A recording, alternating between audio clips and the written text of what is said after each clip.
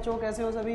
अपनी जो सीरीज़ अपन ने अंतिम रन शुरू की थी युद्ध, जो हम 2 अप्रैल से शुरू करने वाले हैं, जेई मेंस का जो सेशन हम देने वाले हैं, उसी के लिए अब लिमिट्स, उसके बाद अपन ने कंटिन्यूटी डिफरेंशियबिलिटी, उसके बाद अपन ने स्ट्रेट लाइन के बाद अपन सर्कल और पैराबोला कर चुके हैं, और अब बारी है हमारे पास में हाइपरबोला और एलिप्स की।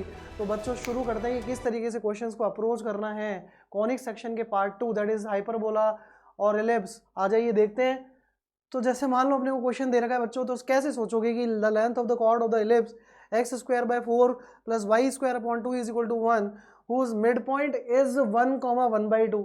अब आप देखो कि उसकी कॉर्ड का मिड पॉइंट दे रखा है 1,1/2 दे रखा है ना।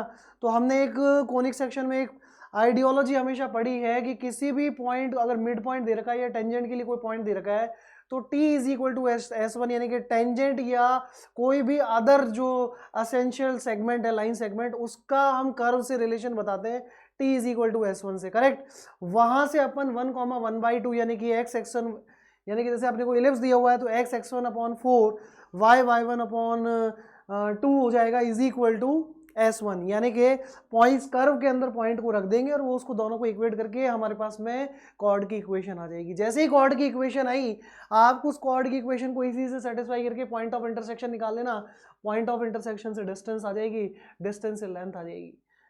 आगे देखो बच्चों, let the product of the focal distance of the point √3,1/2 on the ellipse is this. On the ellipse this is equal to 7/4, correct. Then the absolute difference of the eccentricities of such two ellipses क्या होने वाली है? तो focal distance का क्या दे रखा है भैया, अपने को प्रोडक्ट दे रखा है।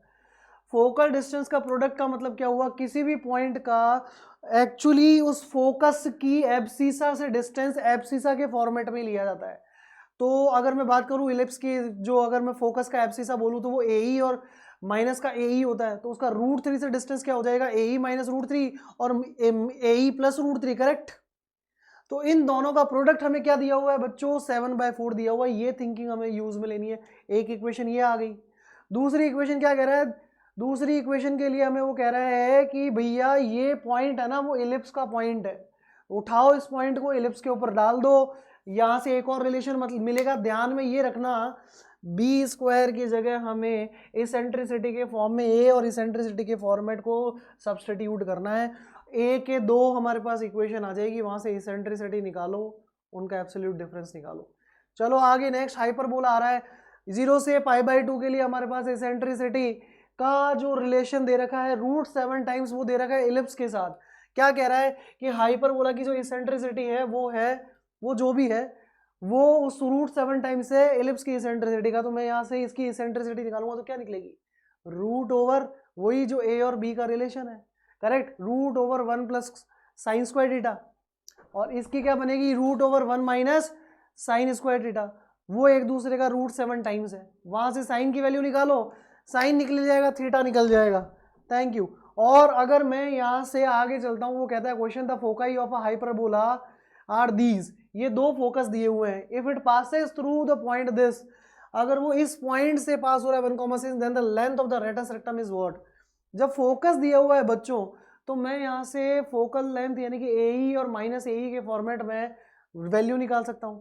दूसरा, मुझे पता है किसी भी पॉइंट की फोकस से डिस्टेंस का डिफरेंस ही कांस्टेंट होता है, यही हाइपरबोला की डेफिनेशन है। और वो किसके बराबर होता है, 2a के बराबर। वहां से 2 इक्वेशन जो हमारी मिल रही है इन इंफॉर्मेशन से, वहां से आप लेटस रेक्टम यानी कि 2b²/a निकाल लेंगे और आपका क्वेश्चन का सोल्यूशन हो जाएगा। तो आई होप ये चीज़ बच्चों आप लोगों को सभी को समझ में आई होगी। इसी तरह के कुछ कॉन्सेप्ट्स के साथ कि क्वेश्चन को देख के हमें क्या फंडामेंटल अप्लाई करना है, फिर से मिलेंगे और फिर लेके आएंगे आपके लिए 3D और वेक्टर का कॉन्सेप्ट। आज तक के लिए इतना ही। Thank you so much.